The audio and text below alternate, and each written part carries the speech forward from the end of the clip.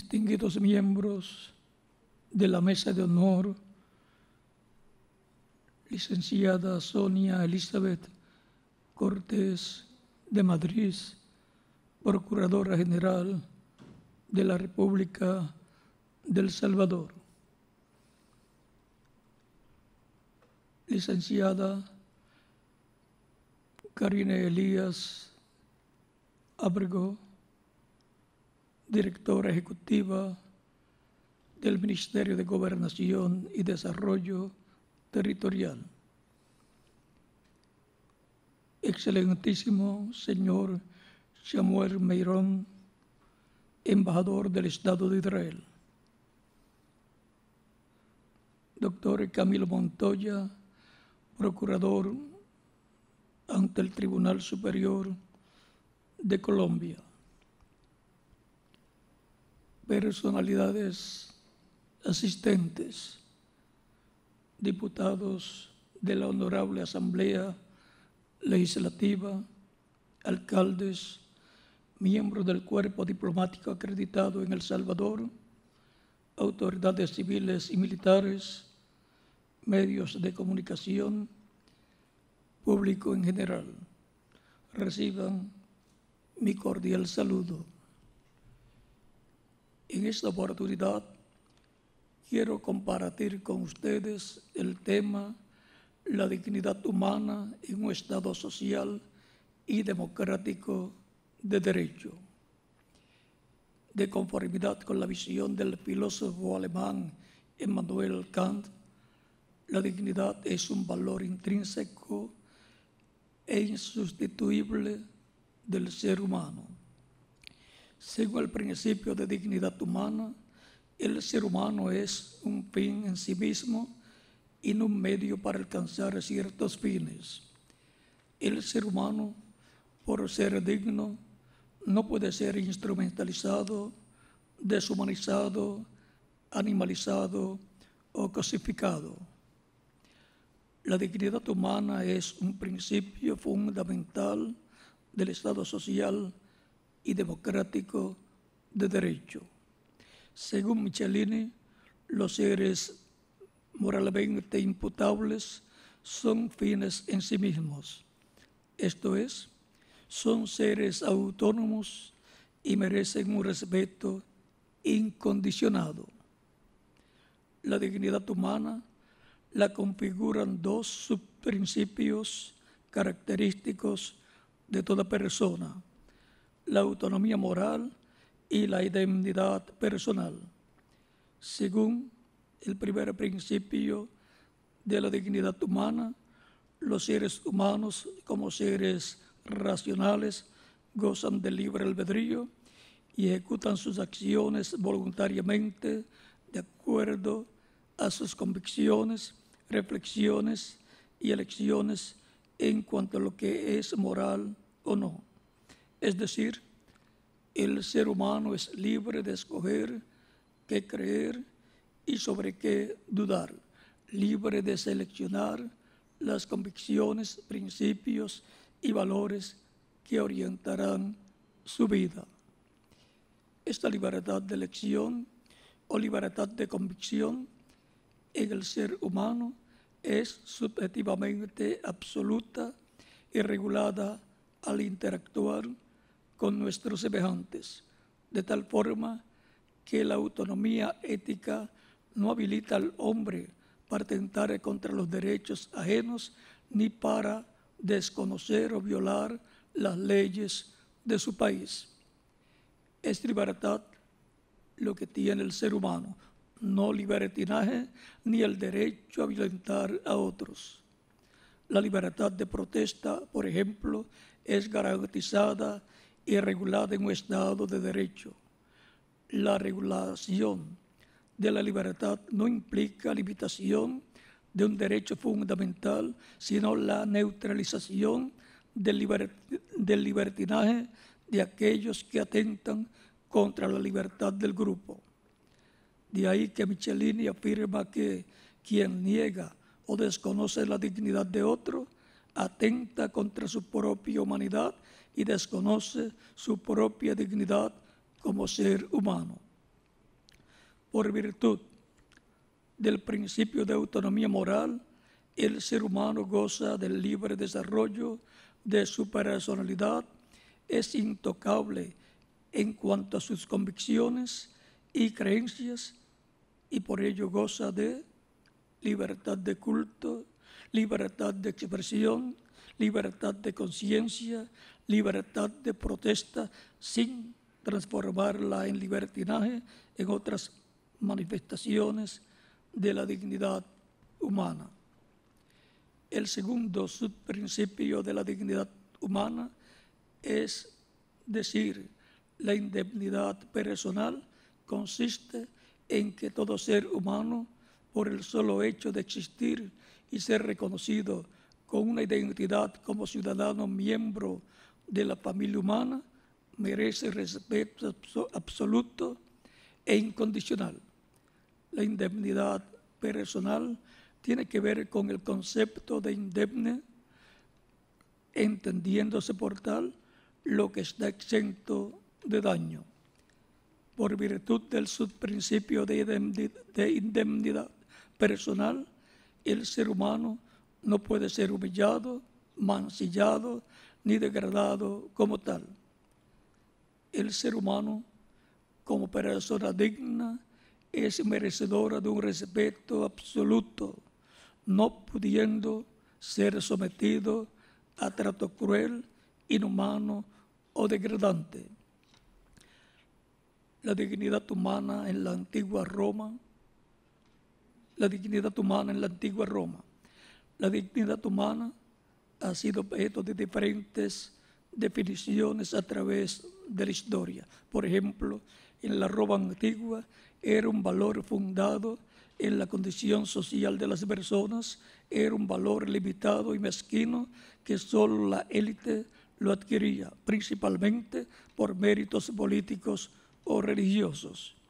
En la antigua Roma, la dignidad se relacionaba con el poder político y reflejaba la superioridad de quien fuera considerado digno.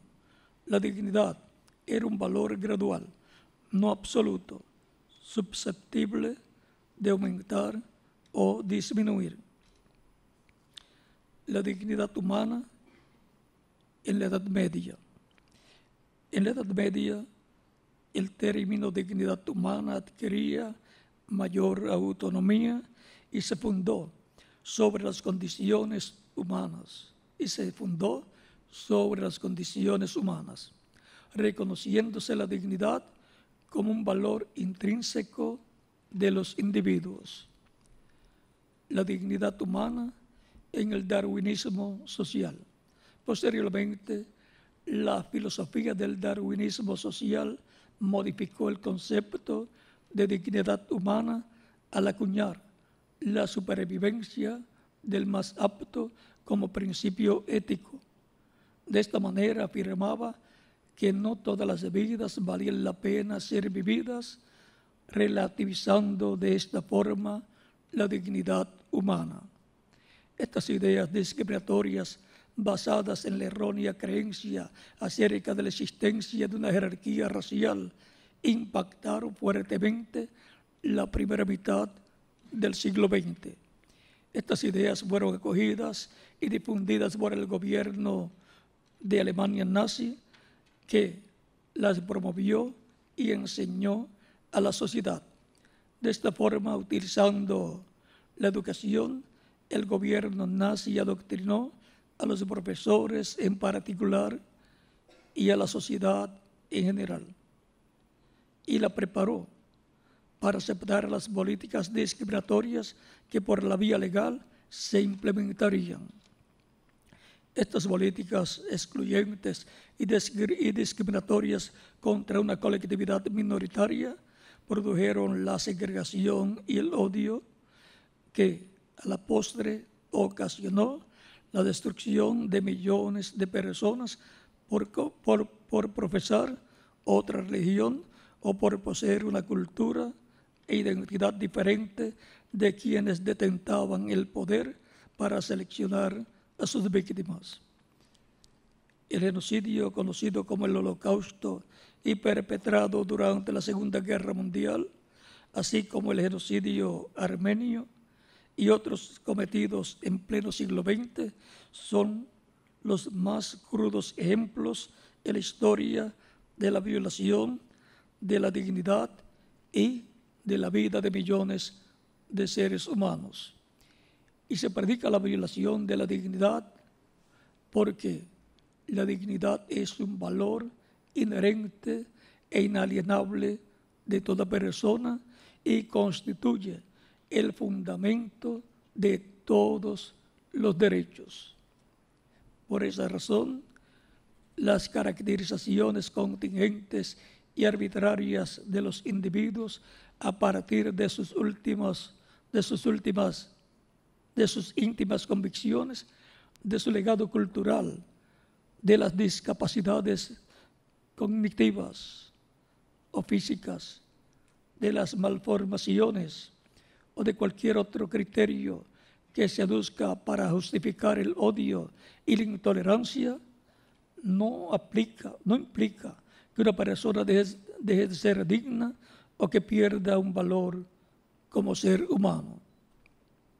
Sin embargo, durante el Tercer Reich, las personas que sufrían algún tipo de contingencias fueron tratadas como un estorbo para la sociedad y consideradas que no valían la pena que siguieran viviendo, razón por la cual se implementó el esquema Acción T4, programa en el que se ejecutaban diferentes prácticas eutanásicas con el fin de matar a todas las personas que tenían esas características que los diferenciaban de la mayoría de los seres humanos. Asimismo, ese programa Acción T4 fue el modelo utilizado para posteriormente implementar los campos de exterminio en los que se eliminó con gas a millones de personas. Según el artículo 1 de la Declaración Universal de los Derechos Humanos de 1948, todos los seres humanos nacen libres e iguales en dignidad y derechos. A partir de esta premisa surgió el compromiso de los estados por asegurar que los seres humanos sean tratados de manera igualitaria. Fue por virtud de las atrocidades cometidas durante la Segunda Guerra Mundial que el reconocimiento y respeto de los derechos humanos se convirtió en el evento fundamental para la coexistencia e interacción pacífica de la comunidad internacional en equilibrio con la libre determinación de los pueblos. Sin embargo, como embajador mundial de la paz, destaco la necesidad de que en el ámbito internacional se aclare y se precise el concepto de dignidad humana para evitar su relativización y hasta su negación con conductas genocidas y constitutivas de graves atentados contra los derechos humanos, conductas que desconocen que cada persona como individuo está dotado de ciertas características que lo hacen único e irrepetible, digno de respeto y de toda consideración. La precisión de la dignidad humana exige tener claro que no se trata simplemente de un derecho. La dignidad humana es mucho más que eso. Es el atributo esencial con el que nace cada ser humano, atributo que lo diferencia de los animales y lo hace moralmente autónomo y como tal, intocable en sus convicciones y creencias, a la vez que lo protege de toda forma de discriminación, humillación, trato cruel, inhumano o degradante. Por ello, la Organización de las Naciones Unidas tiene establecido que el derecho a disfrutar de todos los derechos humanos es esencial para una vida digna. Como atributo de toda persona, la dignidad es una cualidad humana que depende de la racionalidad. Los seres humanos, a través de la educación fundamentada en valores y respeto de la dignidad, son capaces de creer para crecer y mejorar su vida de relación a través de la libertad individual. Los animales, en cambio, actúan por instinto. Sin embargo, el respeto de la dignidad humana no se puede limitar a meras expresiones retóricas plasmadas en las declaraciones y tratados internacionales y en las respectivas constituciones políticas de los estados. El respeto de la dignidad humana como plataforma para el reconocimiento de los derechos humanos implica el establecimiento de una serie de condiciones materiales que permitan el desarrollo de todo ser humano en condiciones de existencia que garanticen su crecimiento constante. En la Embajada Mundial de Activistas por la Paz trabajamos en la planificación y desarrollo de proyectos en todas las esferas de la sociedad con el fin de promover el respeto de la dignidad humana. Y en el campo educativo promovemos la realización de foros como el que hoy nos convoca, educando para no olvidar el holocausto, paradigma del genocidio, porque creemos que todas las acciones son necesarias, pero la educación es la mejor herramienta para sembrar en el corazón de los niños y jóvenes valores y principios éticos y morales que les permitan tener una convivencia pacífica con sus semejantes en el marco del respeto por la vida y la dignidad humana. La historia nos demuestra claros ejemplos de que se puede educar para la paz o para la guerra.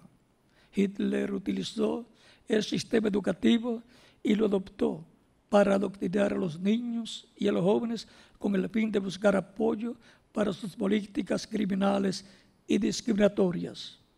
Podemos usar la educación para formar personas solidarias, respetuosas de las diferencias. Educar es mucho más que transmitir un cúmulo de información. Con la educación podemos formar individuos conscientes de que el reconocimiento de la dignidad es fundamento para el disfrute de los derechos humanos. El respeto de los derechos humanos garantiza el acceso a la justicia en una sociedad igualitaria y en paz. Para terminar, quiero compartir con ustedes una carta dirigida a los docentes, escrita por la profesora Anita Novinsky, historiadora y académica de la Shoah de la Universidad de San Pablo, Brasil. La carta dice: querido profesor, soy un sobreviviente de un campo de concentración. Mis ojos vieron lo que ningún ser humano debería testimoniar: cámaras de gas construidas por ingenieros ilustres, niños envenenados por médicos altamente especializados, recién nacidos asesinados por enfermeras diplomadas y bebés quemados por gente formadas en escuelas, liceos y universidades. Por eso, querido profesor, dudo de la educación y le formulo un pedido: ayude a sus estudiantes a volverse humanos. Su esfuerzo, profesor, nunca debe producir monstruos eruditos, psicópatas o ex-man educados. Leer y escribir es importante solamente si está al servicio de hacer a nuestros jóvenes seres más humanos. Muchas gracias.